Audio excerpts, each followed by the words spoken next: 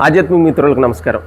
చాలామంది సాధకులకు సంబంధించి సాధన అనేది ఏ ప్రదేశాల్లో చేస్తే మనకి ఎక్కువ ఫలితం ఉంటుంది అనేటువంటి విషయాల గురించి సహజంగా చర్చ ఉంటుంది. ఎందుకంటే సాధన నిజంగా పర్ఫెక్ట్గా క్రియాయోగా అనేది చేసిన వాళ్ళు ఇంటికాడ సఫిషియెంట్గా చేసుకోవచ్చు. ఖచ్చితంగా పుణ్యక్షేత్రాలకు వెళ్ళాలి అనేటువంటి నియమం లేదు, కానీ వెళితే ఇంకా ఎక్కువ లాభం పొందేటువంటి అవకాశాలు ఉంటాయి. దానికి సంబంధించి ముఖ్యంగా ఇంటికంటే మనం గుడిలో చేస్తే ఎక్కువ ఫలం ఉంటుంది.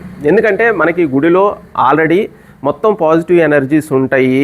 అంతేకాకుండా గుడికి సంబంధించి ఆలయంలో ప్రతిష్ఠించినప్పుడు దానికి ప్రాణ ప్రతిష్ఠ చేస్తారు. అంటే ప్రాణశక్తిని మంత్ర ఉచ్చారణ ద్వారా దానికి ఆ వైబ్రేషన్స్ ద్వారా ప్రాణశక్తిని ఇవ్వటం అనేది జరుగుతుంది.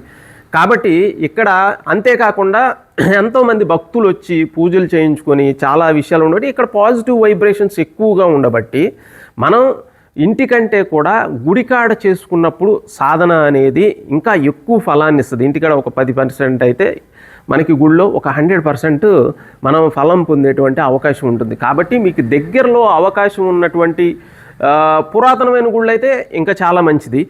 కాకపోయినప్పటికీ కూడా అలాంటి ప్రదేశాల్లో మీరు మొత్తం సాధన చేసుకోవటానికి అవకాశం లేకపోతే ప్రాణాయామానికి సంబంధించిన సాధన అయినా కానీ అక్కడ చేసుకుంటే చాలా బాగుంటుంది.